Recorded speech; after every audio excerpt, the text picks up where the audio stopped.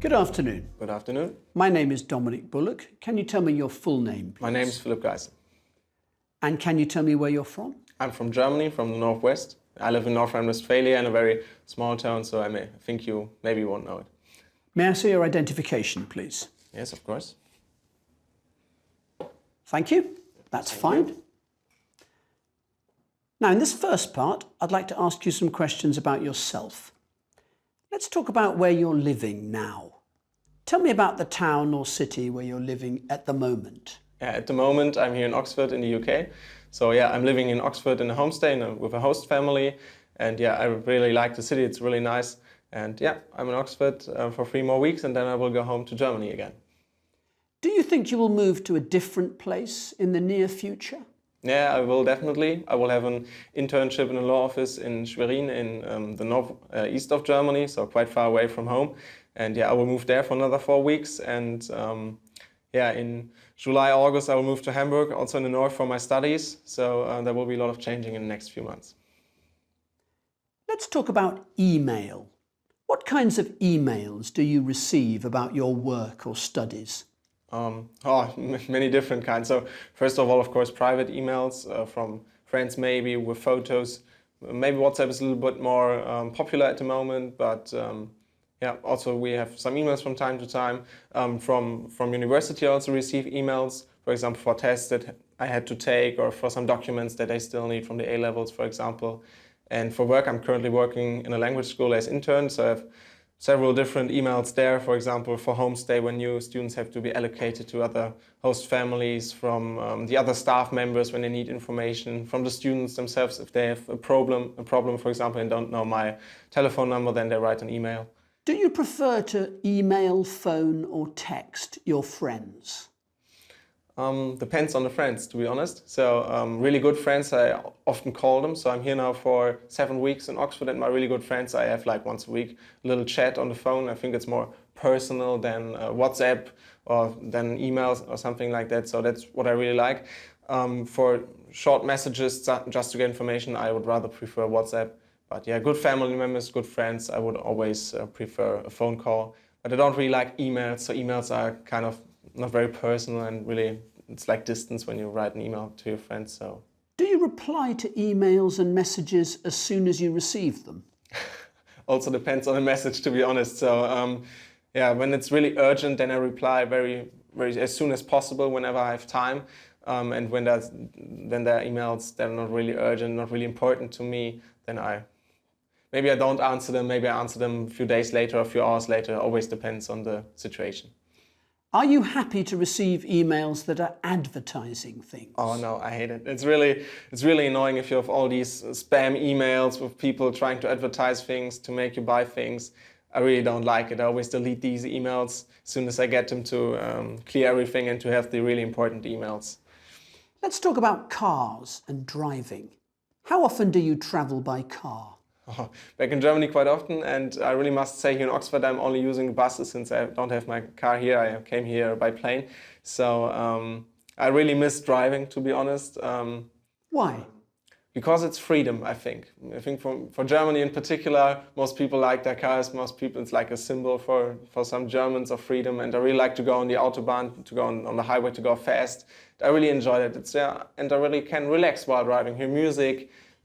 Of course, stay concentrated, but I really like that. And I'm coming from an area where you need to drive. There's no good bus transfer because it's a very rural area. So you need a car to get to your friends and, I don't know, to go shopping or anything. Who in your family drives the most? My father, I think, because he's working 50 kilometers from where we live in Münster, and he has to drive like 1 hour a day. So I think he's driving the most. What kind of car would you like to own one day? And that's an interesting question since there are so many different cars. And maybe a fast sports car, a cabriolet, so where you can open the top for driving in summer when it's warm. You have the wind around your face. That's like maybe the real feeling of freedom then when you're having a car like that. So a cabriolet, yeah, would be cool. Would you like to travel in a driverless car? In a driverless car where I can still influence the driving, so I would still need a steering wheel to actually have influence on the drive itself. But would be really nice. So I think most people who are Now, like I'm going to give you a topic and I'd like you to talk about it for 1 to 2 minutes. Before you talk, you'll have 1 minute to think about what you're going to say. You can make some notes if you wish. Do you understand? Yep. Here's some paper and a pencil for making notes. And here's your topic. Please don't write anything on the booklet. I'd like you to describe a hotel that you know.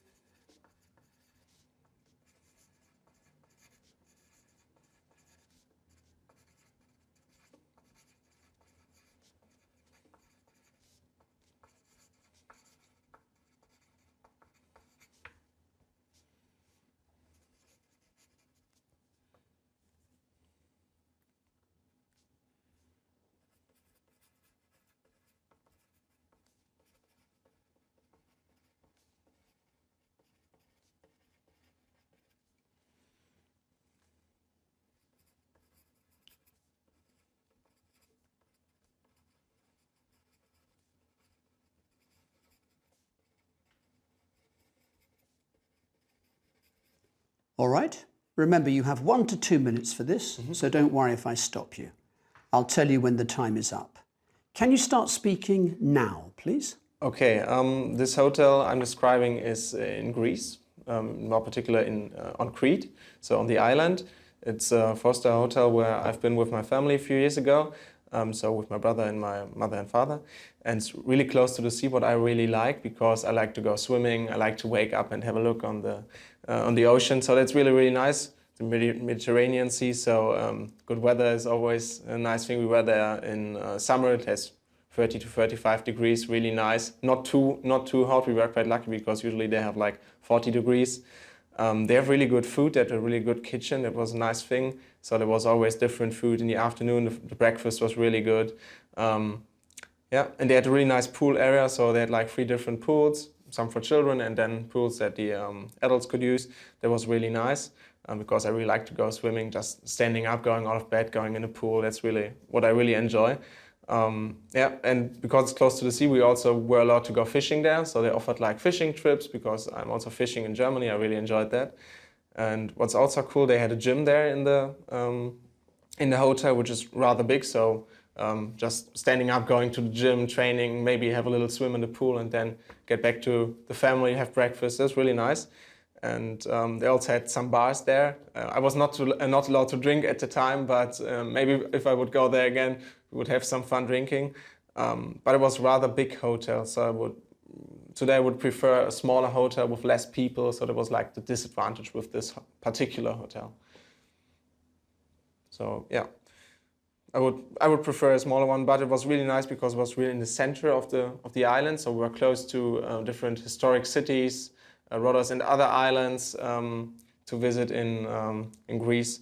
So yeah, and as I told you, the weather was perfect. So I would really like to go there again. Not maybe in that particular hotel. Have you ever recommended this hotel to anyone? Actually, I didn't, but my mother did. So my uncle was there with his wife and my cousin. So yeah, they went there. Thank you. Can I have the booklet and the paper and pencil back, please? Sure. Thank you. Thank you. We've been talking about a hotel that you know, and I'd like to discuss with you 1 or 2 more general questions related to this. Let's consider, first of all, staying in hotels. Well, what are the sorts of things that are important when people are choosing a hotel? Oh, several things. First of all, I think the location is very important. So, of course, the area where you want to travel to, what important sites are there, different cities, museums, cultural things to do. If it's close to the sea, if you have a maybe nice view from your room. So these are, first of all, I think the location. The country, of course, that's maybe the first thing that you ask yourself, which country do I want to travel to? Yeah, and the other thing, of course, then is the hotel itself. So how big is it? How many people are there? It's maybe more entertaining hotel for little children where lots of people are? Is it like a very small one in an old town of a city? And why do you think is it that some people just don't like staying in hotels? Because it's maybe a bit unpersonal.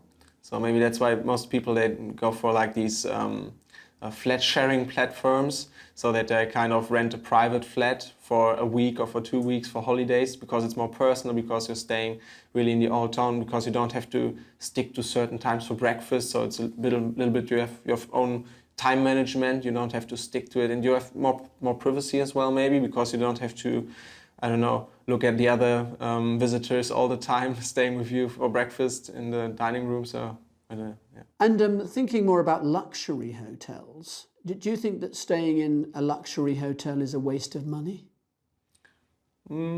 Depends on the hotel and where it is. So if you have like a luxury hotel in the middle of nowhere, of course I would consider that as waste of money. Actually, I don't really have to go to luxury hotels. I could stay in a really normal hotel. More important for me would of course be what city it is in, where it is, how fast I can travel to the city center and to the sites that I want to see, want to visit. So staying in a luxury hotel can be cool, or can be interesting and really enjoyable for a few days. But considering there are other things that are more important to me than really staying in a luxurious hotel. And from staying in a hotel, let's think about working in a hotel. Do you think that working in a hotel is a good career for life? A completely different topic. Depends on the job that you do there. So if you're, for example, a manager there in a really big hotel with lots of people staying there, could of course promote and push or improve your career. So when you really have to deal with a lot of people, really have to manage, have a good overview over the whole hotel, I think that is really good thing to learn multitasking there. The other thing is if you're, for example, a cook. So if you're really in a small hotel where you can really work on, so in a 5-star hotel or 4-star hotel, you can really deliver good food that the customers appreciate. So really you can concentrate on the quality of the food, create something new, create something special, of course. And if it's a really famous hotel in a big city, of course, that will promote your career, I'm sure. And after that, do you think that working in a hotel, in a really big hotel, whether it's luxury or not, is a very different experience to working in a small hotel? Again, that depends on the job that you're doing there. For example, if you're a manager, then of course it's completely different, because you have less people, but you can also, if you're in a smaller hotel, you can concentrate on the people you have, really take care of them, like I know a private person that kind of advises them on their trip, on the things to do, so you can really get in touch with the customers. That's maybe one advantage in a really small hotel, because you don't have to spend that much time on dealing with everything else, I know, with the amount of people coming, the food, the cleaning, because everything is smaller, you can really concentrate and deliver better product in general, so there would be an improved quality maybe. And in a really big hotel, you then have to deal with lots of people, and I think that's very different, because you can't really get in touch with them. And thinking about being a successful hotel manager, what sort of skills do you need, do you think, to become a really successful hotel manager? Yeah, I already mentioned having an overview, so really managing people, managing everything. You need to be able to, and you need to be able to multitask. So you have to deal with lots of things at a time. So how many people are coming, how many are leaving, what's the staff doing? So the people that you have to give the tasks to, other tasks. Okay, how do they interact with each other? Is everything working? Other people staying? Do they have a room? Is the room free? Is the room cleaned? What food do we offer in the next weeks? What do we have to buy for that? The social activities maybe that the hotel offers. So there are lots of things that you have to keep in mind at a time. I think that's really the most difficult thing, and that's really the skill that you need when you're a manager. Thank you very much. That is the end of the speaking test. Okay, thank you.